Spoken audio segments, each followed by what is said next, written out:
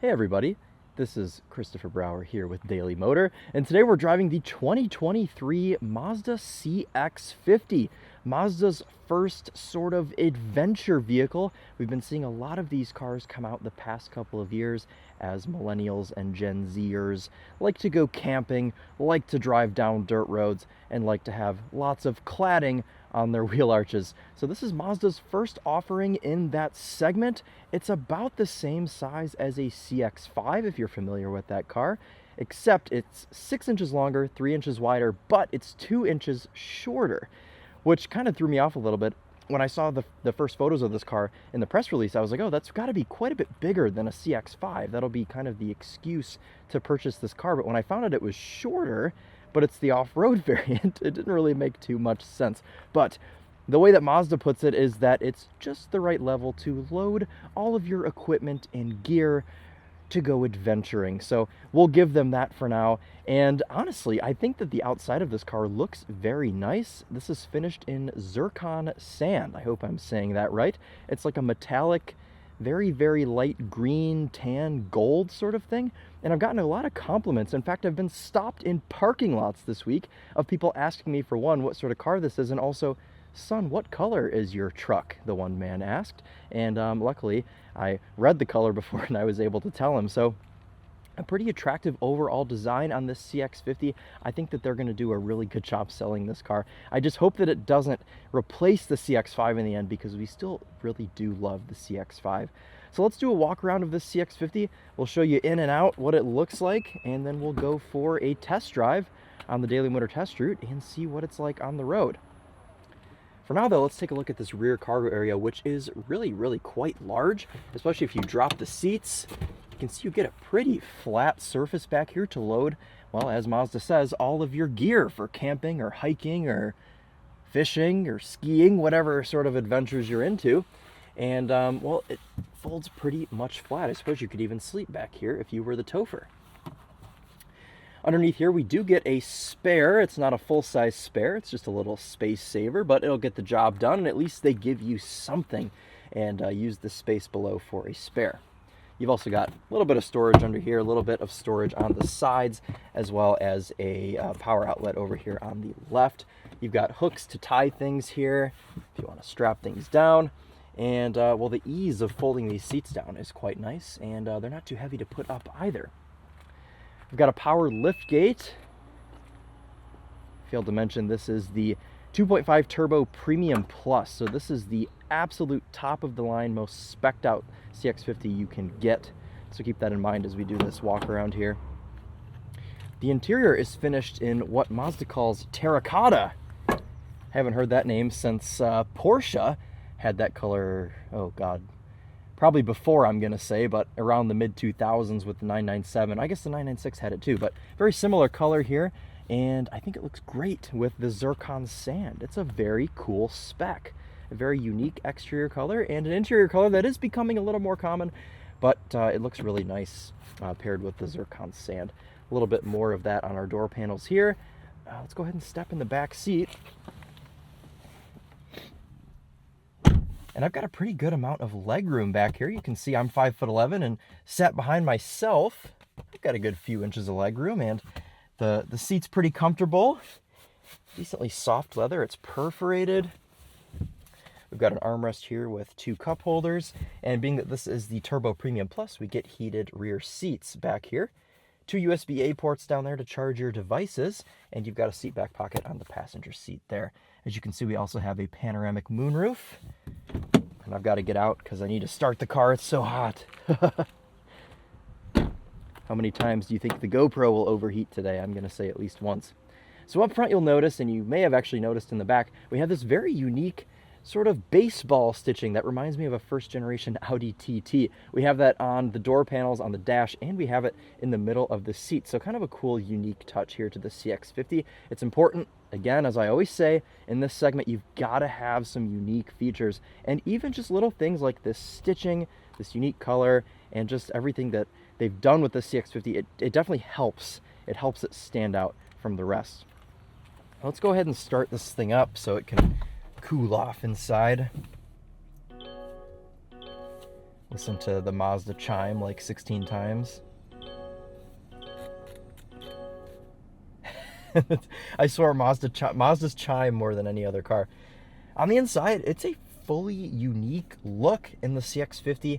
If you're thinking that this is really just a rugged CX-5, it really isn't. I mean, especially when you sit up here, everything is more blocky, more bold, and just the door panels, they sit a little bit higher. You've got more squared off lines. And like I said, you have this really cool baseball stitching that goes across the dash here in orange, or terracotta, as I should say, to match the seats.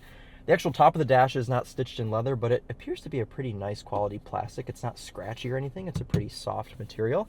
As you can see here, we do have Apple CarPlay, of course, integrated on our infotainment screen. And you just saw that Olivia Rodrigo was playing, but don't comment anything about that.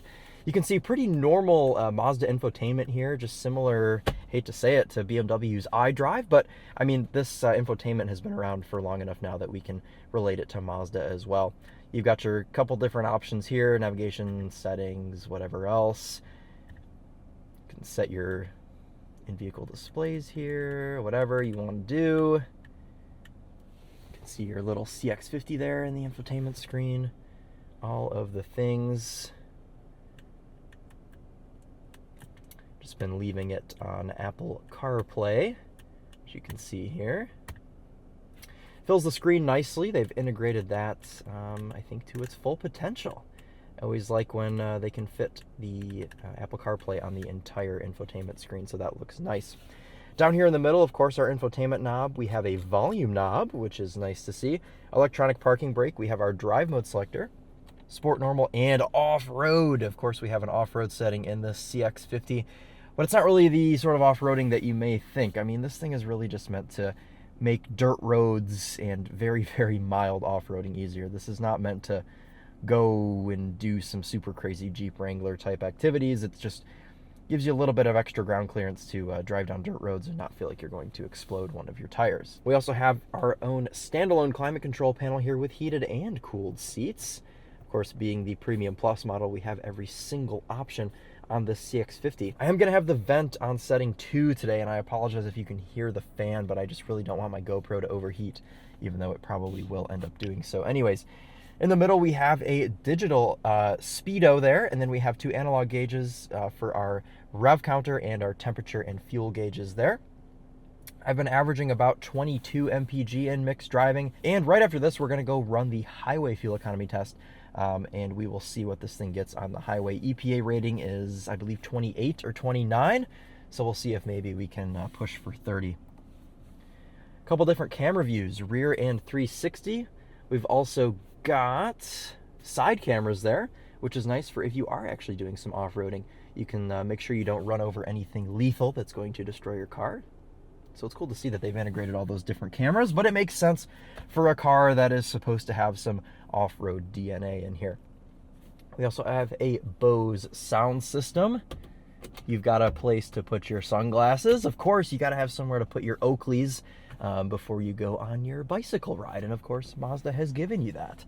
Big panoramic moonroof, which I actually think we're going to close today to try and keep it cool in here. You can watch that shade close. This is going to sound super nitpicky, but I think this interior would look just that much more premium if we had a black headliner. And if the seats were black, I'd say, okay, the tan headliner's fine. But with these terracotta seats, man, this thing would look awesome with a black headliner. So maybe someday we'll see that in the CX-50. It would just make everything feel even more premium. Because this interior feel, it's very premium, guys. And you know that Mazda has really been striving for this. They've really been putting their money towards being a budget premium brand. And the CX-50 is no exception. You've got this very nice BMW style split center console, which it's kind of inconvenient, if I'm being honest. I don't really like reaching into it and dealing with this split function, but it is so soft. It's so plush. The leather's so soft. You've got a soft place for this elbow, and you've also got a soft place for this elbow. And that's important. You have to have nice places to rest your elbows when you have a luxury car. And they have done that very well here in the CX-50. So overall, very nice interior. The terracotta color certainly helps us out here. And yeah, just a nice premium feel in the CX-50. All right, guys, well, what do you say we take the CX-50 out on the Daily Motor test route and see what it's like to drive? Let's show off this reverse camera first. You can see our 360 camera swivels there. You back up here and into drive.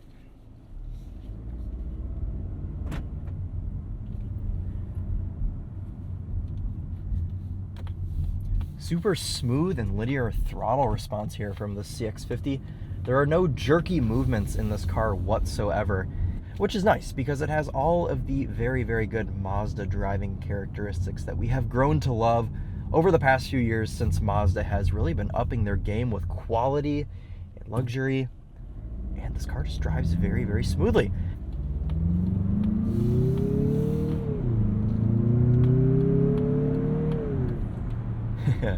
Under the hood of this Mazda CX-50 is Mazda's 2.5-liter turbocharged inline 4-cylinder engine, and in this setting it makes 227 horsepower and 310 foot-pounds of torque.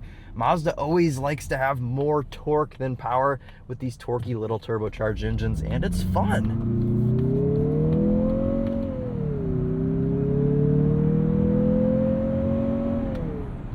You get a little bit of turbo blow-off noise there.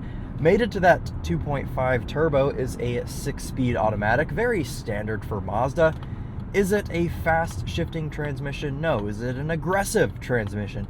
No, it's not, but one thing it does very well is smoothness. You get very, very smooth throttle response off the line, very, very smooth shifts, upshifts and downshifts. I mean, you don't even feel this thing shifting. And for a car like this, that's just fine. I don't need a very snappy and aggressive transmission in a car like this, which is why I can appreciate Mazda just leaving this 6-speed automatic in this 2023 model car. I mean, how many companies do you know that still have 6-speed automatics?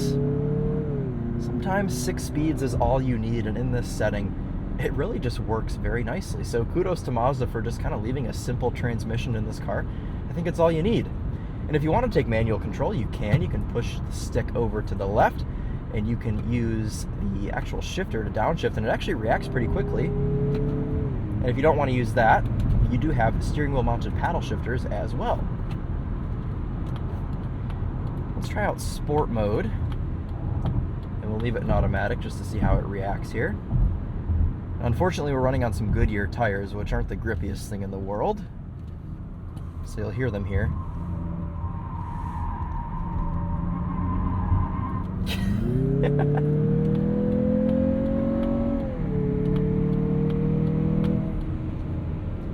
The 2.5 makes a pretty good noise, though. I'm pretty pleased with it. I'm sure some of it comes in through the speakers, but overall,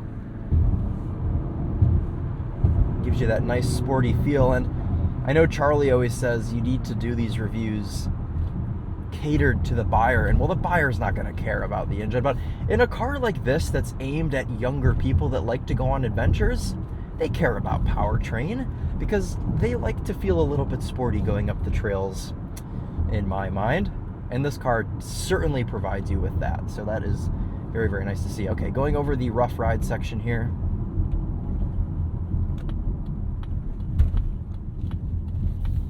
Okay, it's a little softer than the CX-5, but I don't think it's as soft as it could be. Shall we do a launch? I think we shall. Stop and do an acceleration here. So we'll leave it in drive. We're going to go into sport mode, and we will go ahead and turn off traction control. And we'll do a brake torque, and I think it'll spin the front wheels, but we'll see. Let it build boost.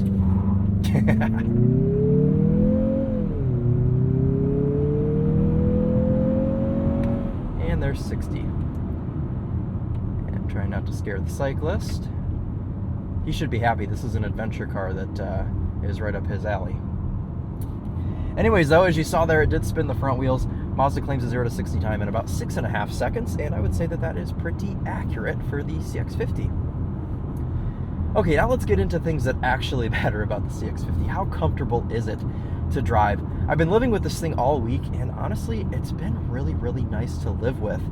The actual quality of the seats are so nice getting in and out of this thing. All of the luxury features in here, heated and cooled seats, obviously being 83 degrees out, pretty much all week I haven't used the heated function. But having the cooled seats in here, it's very, very nice. The climate control panel is super, super nice and intuitive and easy to use. All of it's right there. Thank you, Mazda, for not throwing it in the infotainment. It's nice seeing a 2023 car that still comes out with a proper climate control panel. Not to mention the volume knob right here, which may seem like it's in a silly spot, but when you set your right arm down, it hovers right over the volume knob. So it really makes a whole lot of sense. We're gonna squeeze on the highway here real quick. Excuse me, everyone. What was that? Oh, it was a Jeep Wrangler. I thought it was a G-Wagon. Well, we did our fast cornering, so we'll chill here on the entrance ramp. But keeping on the subject of living with this car, let's go ahead and test out some of the cruise control and lane keep assist settings that we have on this CX-50. If we can merge going faster than 35 miles an hour, that would be nice.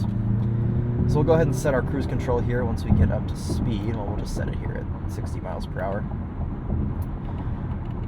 So pretty easy to use here. And we do have adaptive cruise, or radar cruise, as I should say. You can adjust your distance setting here right next to your speed setting. And we do also have a steering assist, or a lane keep assist system. And everything in the interior of this car is all just very easy to use. It's all very straightforward. And that's because they've left some buttons. I understand wanting to simplify cars, you know, it makes sense. Let's make it simple. Let's make it more clean and streamlined. But you can do that and still have physical controls. And Mazda has met that perfect balance here in this CX-50. Perfect amount of buttons, very easy to figure out, very intuitive. And I just think that they've done a really, really great job with this CX-50. So this is about the time in the review when we talk about pricing. Now the CX-50 actually starts at $26,000, and for that you get a naturally aspirated 4-cylinder engine, but you do still get all-wheel drive. All-wheel drive is standard across the line on CX-50s. So $26,000 gets you the base model, but if you work your way all up through all 6 or 7 different trim levels, you make your way to the Turbo Premium Plus, which is what we're driving today. You can also just have the basic Turbo, the Turbo Premium, but this is the Turbo Premium Plus. You may be thinking, oh, well, what do you get on the Premium Plus? You get heated rear seats and a 360 camera and a couple other things, but I honestly think if I was going to do it, I would just go for the very basic premium car. That car comes in just under 40 grand, around 37,000. So with just a couple of options, you could probably just barely wiggle by buying this Mazda CX-50 for under 40 grand. And when you look at it that way, it's really not too bad. This Premium Plus with options, and the only option on this Premium Plus is the Zircon Sand Paint, which is a $400 option. It's about 43 grand with destination. And honestly, even at that price, I don't think it's too bad of a deal. It really fits into this segment quite nicely, and with all of these luxury and just very premium feeling materials inside, it fits, it makes sense. Mazda is really the only one right now in this price range that really feels premium inside, and it's nice to see that they've continued that vibe here with the CX-50. So the main question that I've been trying to ask myself and answer this week is, would I pick this over a CX-5? And what I've come to conclude is I don't think that I personally would. For my lifestyle and for things that I do, I don't think that I would pick this over a CX-5. I like the way the CX-5 drives better than this car. It drives a little bit sportier, and I do like that in, you know, a compact SUV. One thing I haven't mentioned yet, actually, is how heavy the steering is on this CX-50. It's incredible. Did I just pass him, and now I'm passing him again? How's that work?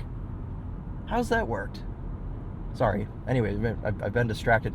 The steering is extremely heavy on this CX-50, and it's actually the first thing I noticed when I got into this car. And it does make it kind of like a head scratcher for why you made the steering so heavy, but I don't know, it's one thing that I don't super love. The overall steering feel is nice when you're actually on the road or on corners, but when you're maneuvering this thing in a parking lot, the steering is really heavy. So it's a little bit funny there. So I guess what I'm trying to say is I understand this car, I understand the market, I think it makes sense. The fact that it's 6 inches longer, 3 inches wider than a CX-5 makes it excusable as a step up if you want something a little bit bigger, a little bit more rugged. But personally, I would go with the CX-5. The CX-5 is just such a fabulous car. It's, in my opinion, best in class. But to be honest with you guys, this is a very close runner-up. This is a really, really good SUV. And if you can get past the couple silly little things like the beige headliner and the super heavy steering, then it's a really, really good car. Not to mention that if you don't care about having the turbo powertrain, you can just get a naturally aspirated car, which will be cheaper and more efficient, and you still get all-wheel drive. So it's really just a win-win. It's nice that Mazda gives you all of that configurability so you can have exactly the CX-50 that you want. It's important in today's market, I think, to give choices, because a lot of manufacturers, they don't give you choices. You get the car and you get to choose your color, and that's just about it. But luckily you get quite a few trim levels to choose from here, so nice to see. Cool, guys. Well, that's gonna pretty much wrap up our CX-50 drive. If you're curious to learn more about this car, I will have my highway fuel economy test linked down below, and anything else that we film on this CX-50. We've also got a number of videos on this car on the Winding Road Magazine YouTube channel, so make sure to check those out as well. All sorts of things on the CX-50. Just lug my heavy steering here into the parking. I'm not going into parking space, I'll just leave it right here. All right, we'll set our electronic parking brake, and we'll shut her down. The GoPro hasn't overheated yet, so let's do this walk around quick, and that'll be it for today.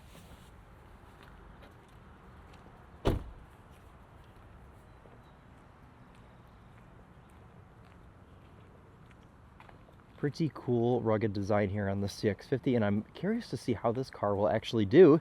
They're just now starting to hit dealers. I haven't seen any on the road yet. This is the first one that I've really interacted with. So we'll have to see how this little SUV does on the market. But for now, thank you all so much for watching. This has been Christopher Brower here with Daily Motor, and as always, drive on.